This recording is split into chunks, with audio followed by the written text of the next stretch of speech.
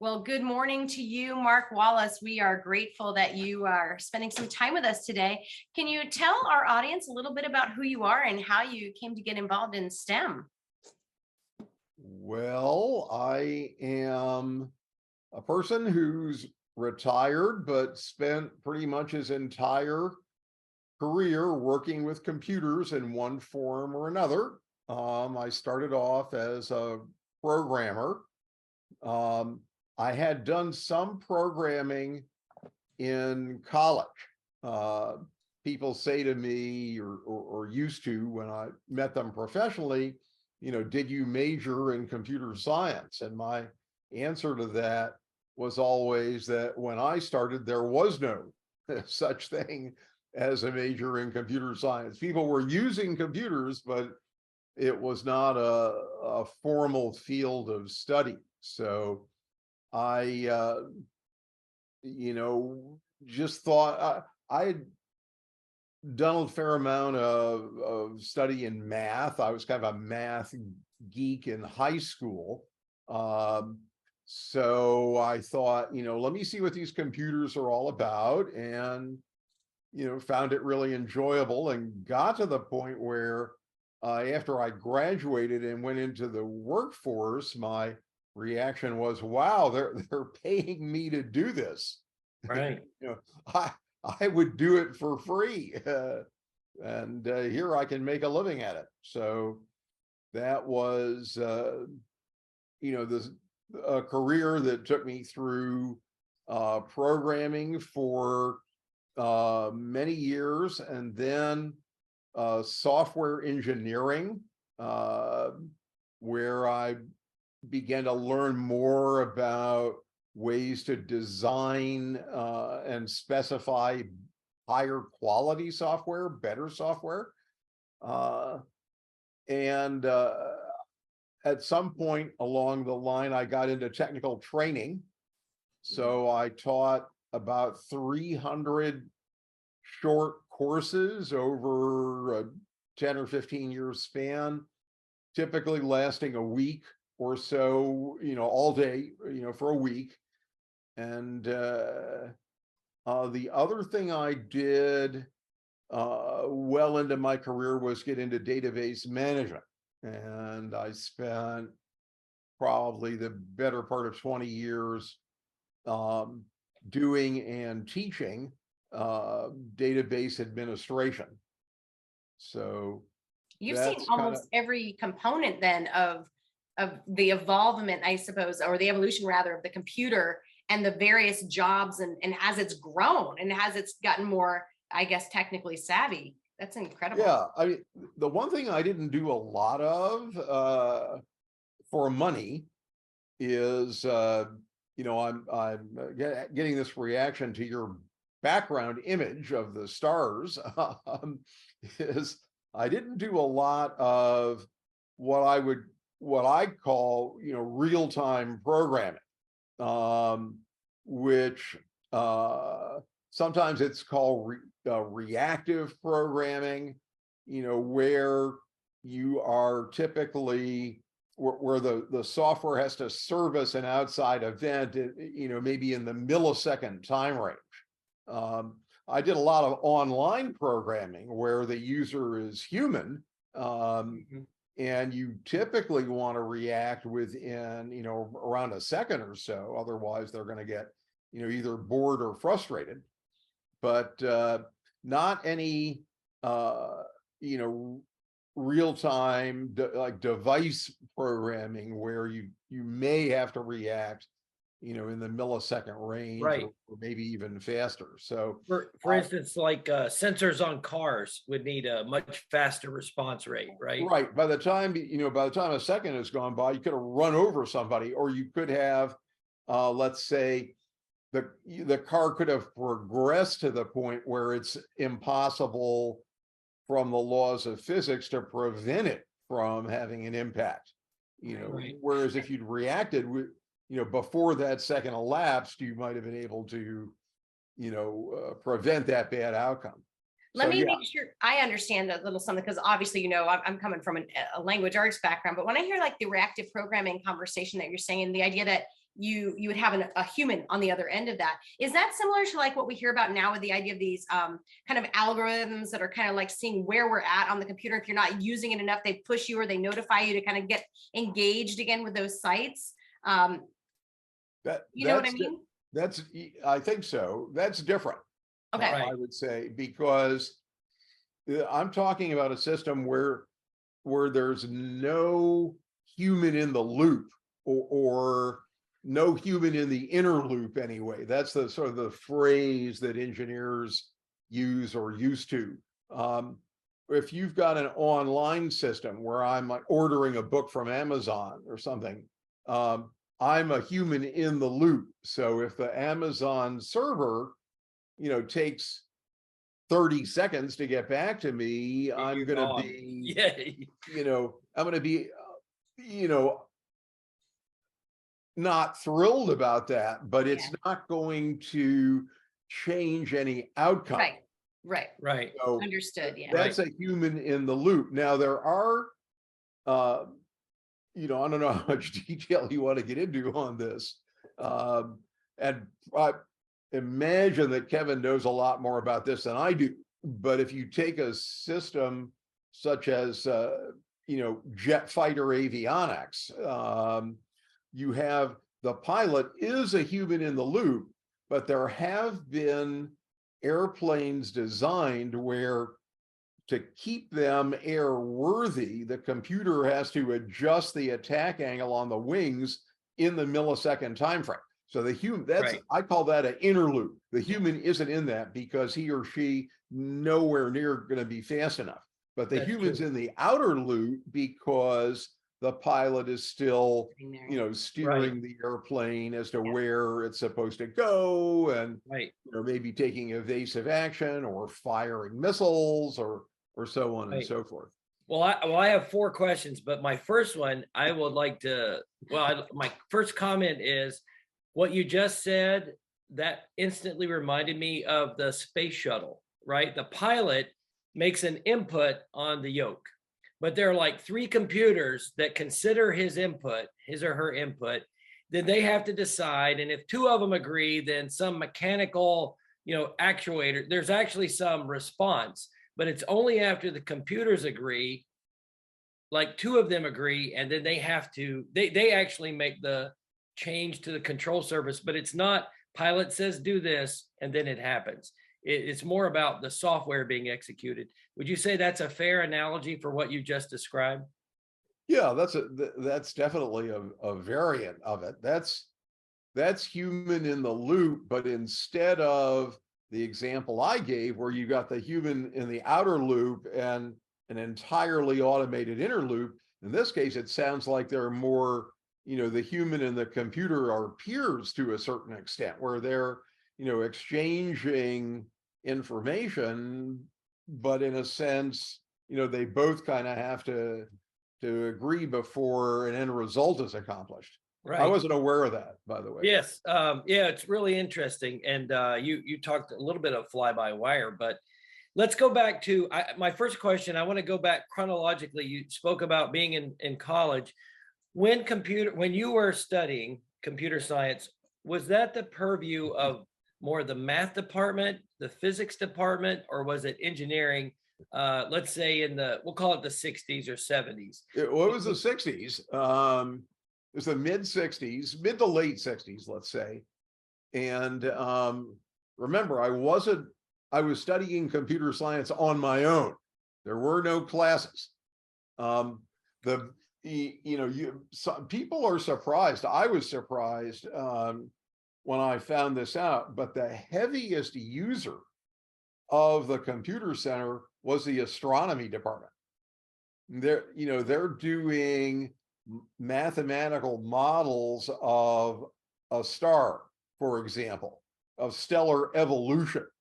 And at one point, we upgraded our mainframe from, to one that was 10 times faster. I won't get into the make and model, but they just took their card deck and, changed one parameter. And now instead of, a resolution of this distance, you give a resolution of that distance, and you just grab up all of that tremendous increase in processing power, and you get higher quality output. But the load on the amount of the computer that you're taking up hasn't gone down, even Right. though it's 10 times as fast. Right. So the Well, astronomers were the biggest single users. Math in those days, the math people that I talked with were, I'd say, somewhat disdainful. I mean, they were like, we don't do that stuff. We do the theory, and we don't actually get involved with calculations. I think it's changed somewhat with theorem proving and so Right. on and so. What if they saw it like as a threat, the way, like, even now as an English teacher, with the idea of AI computer generated responses coming out, I wonder if they saw it like from a calculation perspective, like, well, that's dumbing down the system if somebody else is doing it for you, kind of thing.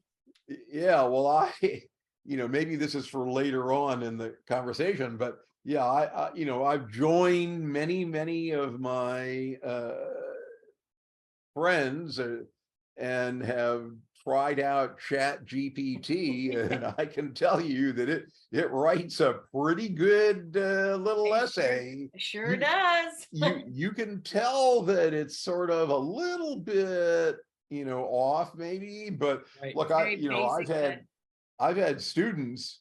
I used to teach at high school level, and I taught robotics, but I also taught, it was a tiny private high school, and I tried to help them out where they needed it. So I taught English literature, and I also taught economics. And no matter what I taught, my kids I always made them do a lot of writing, because I wanted them to be able to express themselves. Yeah. And I can tell you that Chat GPT is probably it's a little as good it's a little as scary for us, I'll tell you. That's how I'm imagining the mathematicians might have felt. Right. My next question for you is, I just showed my 6th grade class. We watched Hidden Figures from a Number. It's Earth Space, number 1. We talked about 3 remarkable people in astrodynamics, computer programming, and the third lady was an engineer. So their credentials were fantastic. But my question to you is, in the movie, it's the only time kids of this generation see punch cards with the Right. program. What was and by the time I came along, it was 5 1/4 floppies and cassettes, and there were different ways to store your programs. What made people decide that punching holes in a paper cardstock would be a way to convey information to the computer? Can you shed any insight into the earliest ways that we interfaced with these large, the big IBM sort of mainframe computers? Right. Well, I mean, I wasn't there at the time. I mean, I'm old, but True. even I'm not that old. I know, but we got to ask who we can find, right? Well, you got, the name that you're looking for, I guess, is Herman Hollerith, who around the turn of the 20th century, which is to say in the early 1900s, was using machines to do things like tabulate the census, the US Census. And the card, the formal name of that card is a Hollerith card. Oh, Wow. Okay. That's what a punch card is actually. Punch card is a nickname for it if you want, but it was originally known as a Hollerith card in his honor.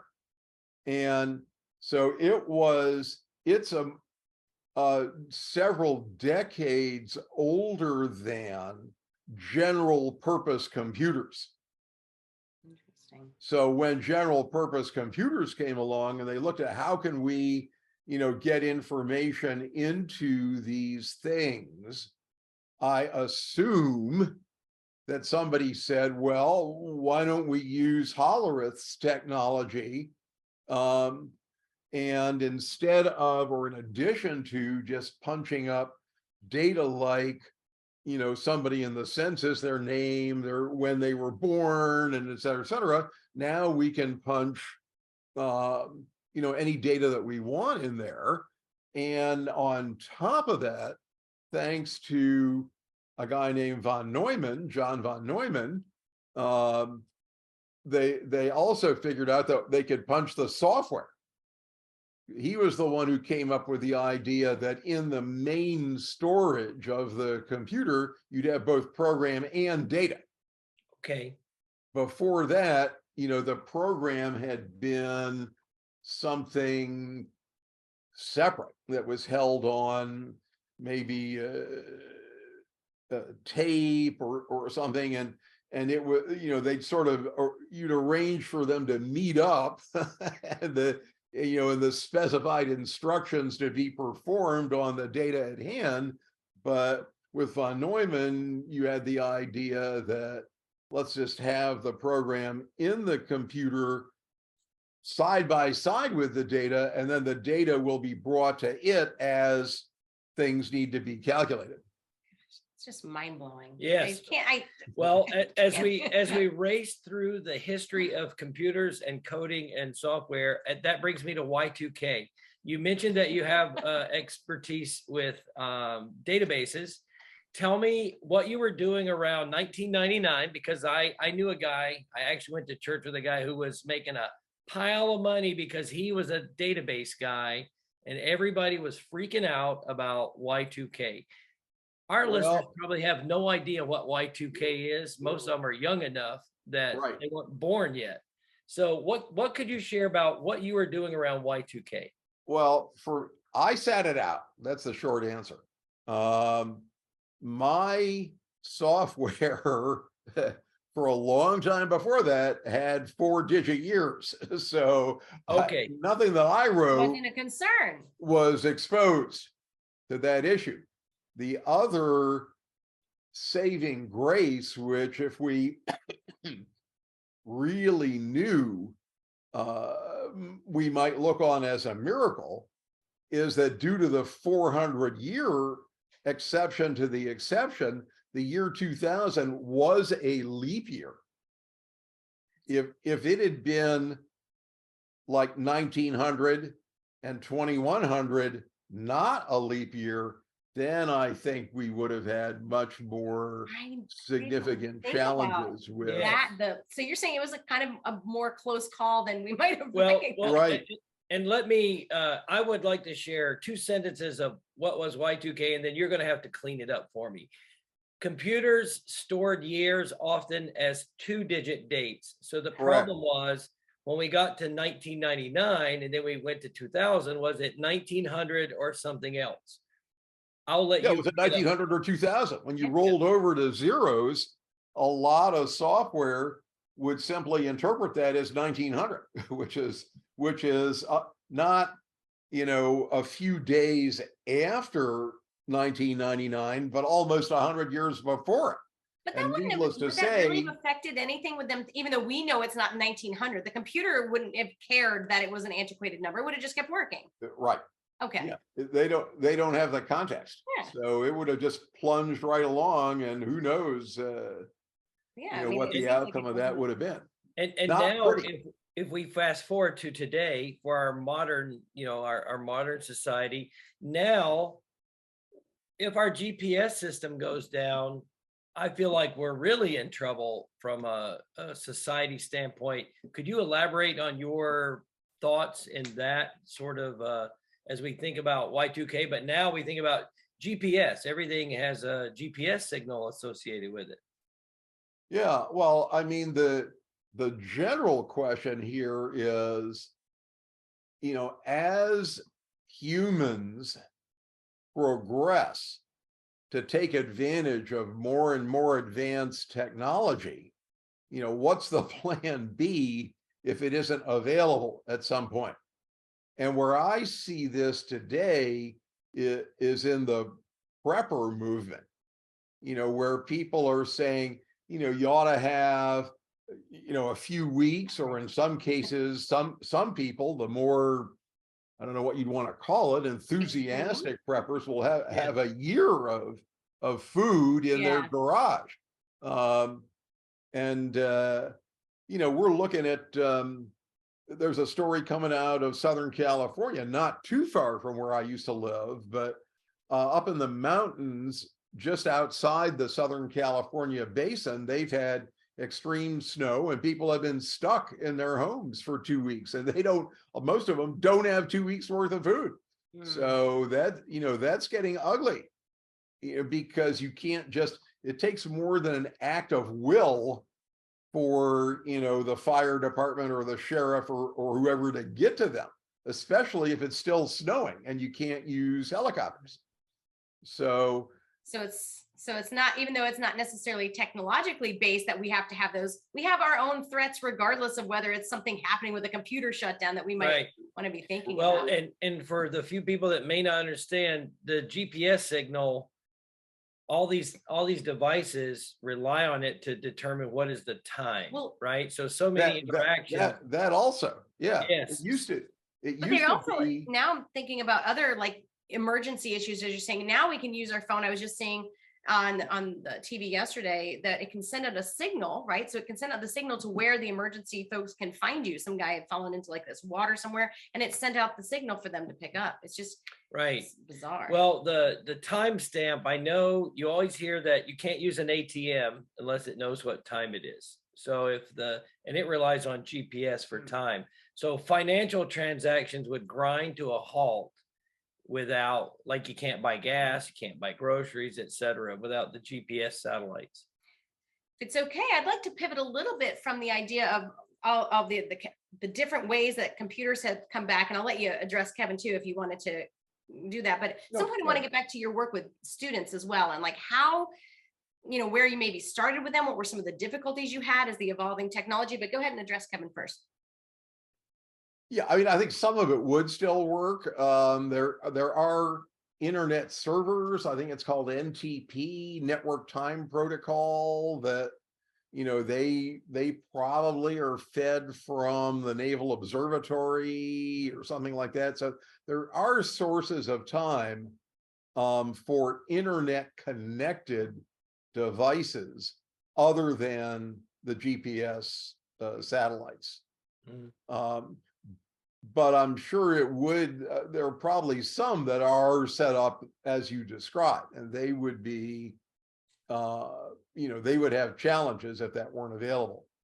Now, back to Shauna's question, would you cue me one more time on that? Yeah, I'm just thinking about from the perspective of, not only do you have this broad background personally with your experience, but then you were sharing it with students, right? Oh, yeah, okay. So just with students in general, I can only imagine what you've got to see over the course of time. Okay, so I had a technical training background that I started at I worked for a company called Burroughs Corporation, which was a mainframe vendor that competed with IBM. I think we had 5% of that market. They had 80%, but we could, in the right situation, be competitive with them. And I was in sales engineering. So I would go out with sales representatives and answer the more technical questions that came up. The sales representative would be in overall charge and would answer the business questions, but there's no way they could also handle technological details. Was this the same company? Was this the same company as Burroughs Wellcome that became Burroughs Wellcome? No, totally different. Okay. Yeah, that's pharmaceutical. Got it. Burroughs Corporation is now part of Unisys. Got it. Burroughs Corporation and Sperry, of Sperry Rand fame, they merged and became Unisys. And Sperry had probably 5% also of the market back in those days. They were called the Bunch there was IBM, and then there was the bunch, which was Burroughs, Unisys, Burroughs Univac, Sphera Univac, NCR, Control Data, and Honeywell. Oh, wow. That's a Those are good bigger acronym. names, yeah. That's a Yeah, great so they acronym. were It is called bunch. the bunch. They each had a few percent, and we'd all compete with each other. And every once in a while, we had a chance to, go up against IBM. We actually won a few of those deals. Some we didn't, but obviously. But So there was a reason they were called Big Blue. right, right, yeah. They got up to a tremendous market share, and they knew how to use it. Books have been written about that, so we could have another episode on the history of mainframes. No, I think we might have to do quite a few more. I mean, I can just imagine you having a series. Like, you seem like not only, again, that's why I kind of like with the mentoring part, you have this knowledge, but you're also a teacher. So it seems to me like you've got all these different topics that you could do these little mini webinars on almost, and kind of like, when you started working with students, and Right. it seems like it was from this company. Well, we got sidetracked. Sorry. That's okay. So from pre-sales technical support, I got into technical training. So I would train customers and our own employees on how to use Burroughs technology. And later on, I became an independent trainer, and I would train people on software engineering techniques like structured design and object-oriented design. And then eventually, when I got into databases, I would train people on databases, mostly Oracle. But then I more or less retired, and my son was going to a small private school in Southern California, and his English teacher, a great guy, but had some health challenges come along, much earlier in life than we would all like to see anybody suffer from. And in his case, it was MS, multiple sclerosis. And so my son's senior year, in the English class, the teacher said to me, I spent a fair amount of time there because I was retired, and I'd come and watch all the soccer games after school and stuff like that. So I got to know these people. And he said, yeah, I'm just, I don't have the energy to teach, to be in front of the class and teach and so on. And so I looked and said, well, all right, I'll do it. So there you go. And that's the advantage of a small private school. Nobody said to me, oh, well, where's your credential? Yeah, where's your license? Where's your license? Now he was in the room. Okay, so it's not like they turned me loose on these 15 kids, but he didn't have the energy to just, be up in front of the room and lead things and so on and so forth. So I ended up teaching English that year. And the same time, my son and his best friend had an elective that let's just say it wasn't working for them. I won't go into the details, but I was talking to my son, and he was just complaining of his frustration. I said, well, why don't we have a robotics class? And so I got permission, since they had enough credits to graduate anyway. They didn't need this to be recognized, although I think it was recognizable, quote unquote. But we ended up, doing a robotics class that year for the two of them. And then he graduated and he went off to college. And I sort of stayed in touch. I mean, he was local, he was still living at home.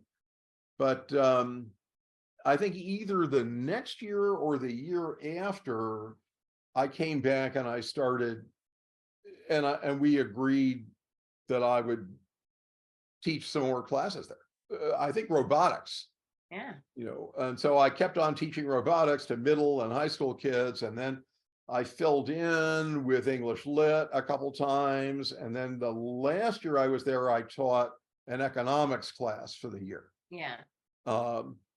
So that's how I got involved with, teaching school children. And since then, as I mentioned, I've been involved out here with a charity that's run by Microsoft. Doesn't use Microsoft products unless people want to. Most of the students and classes I've been involved with have used Chromebooks, so they're not using anything from Microsoft. Mhm. But it's computer programming or computer quote science unquote. Although when they do it in high school, I think they call it computer science, but it Yeah. really isn't. Oh, exactly. Right. So the organization or it's providing the funds for you to go into the classrooms and kind of teach whatever it is that you want within that scope. Is it generally coding that you're doing? This year we're doing coding. Yeah.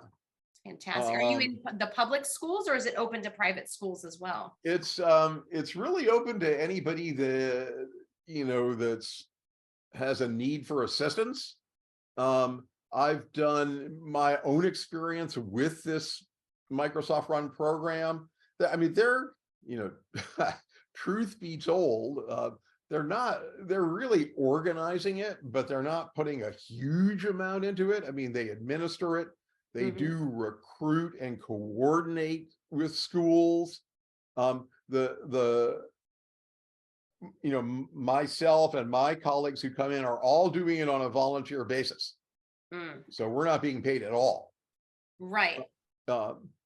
And the curriculum, that's up to the school. I think the school has to pay for that if they buy one. So it sounds like the school applies for this program to bring somebody. Is it after school that you come like an after school? Oh no, this is school. We do everything up to AP computer science A. So you're actually considered a course that the students take. Oh yeah. That they wouldn't be able to bring otherwise. That's fascinating. Right. And the mission of the program, the fundamental mission of the program actually is to mentor and nurture the full-time teacher who's in the classroom to get him or her up to where they can take over and do it. Wow. So you're teaching not only the students, but the teacher at the same time. Well, we're modeling what to do. Yeah. And answering. Yeah, This that's is a fantastic. Yeah, Yes. This is a teacher prep program and curriculum for the students. And I bet that the teacher gets basically like professional development pretty much for the most part. I think. Mark, how can teachers who are listening who might not have heard about this, how can they find out more for their schools?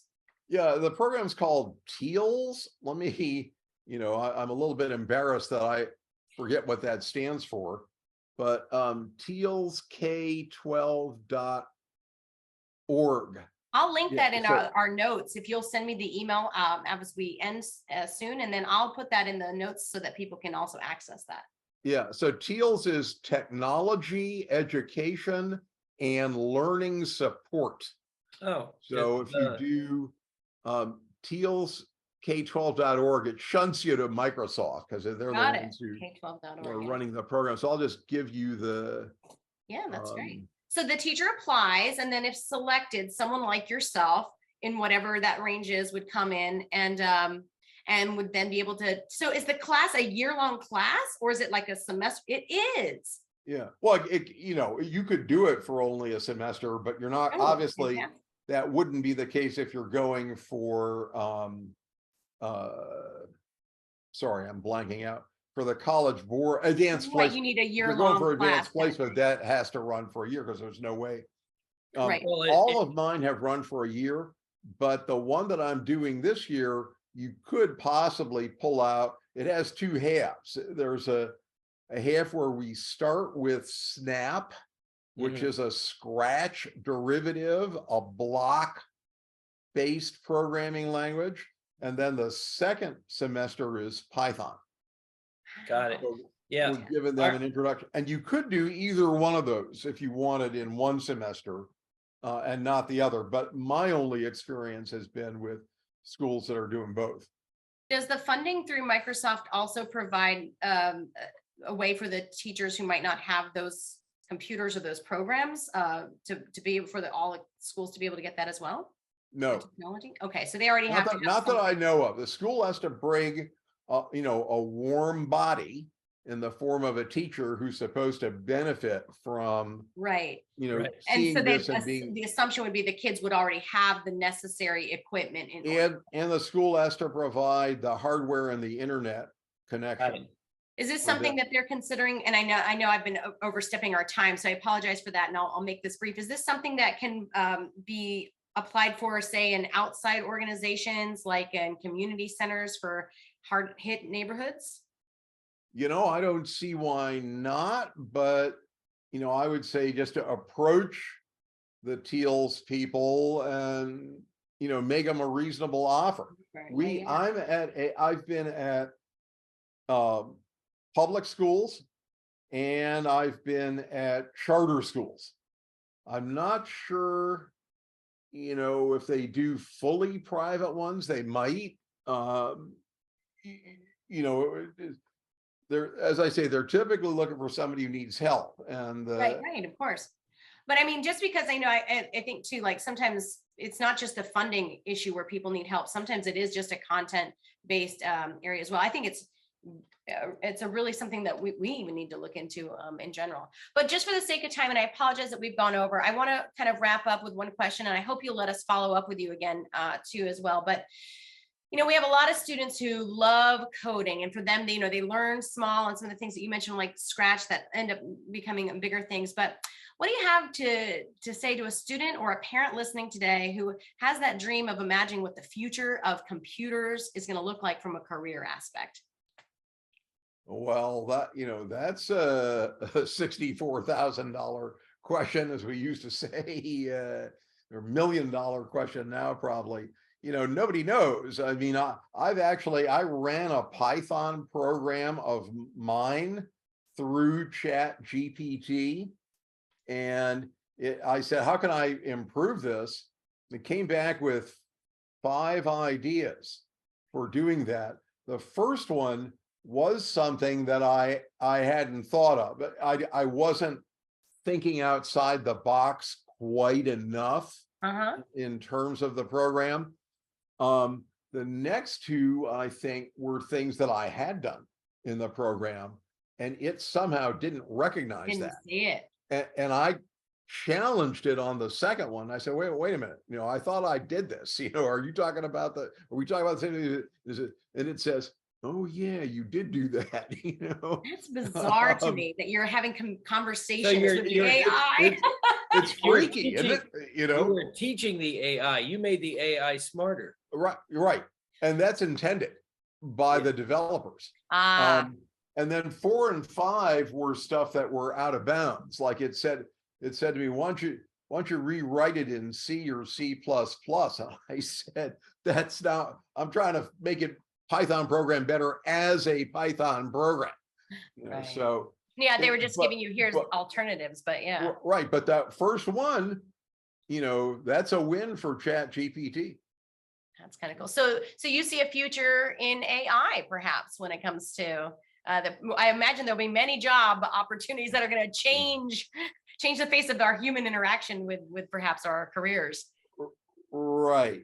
Yeah. I mean, nobody really knows. And the other thing to consider is that, you know, the world doesn't evolve instantaneously.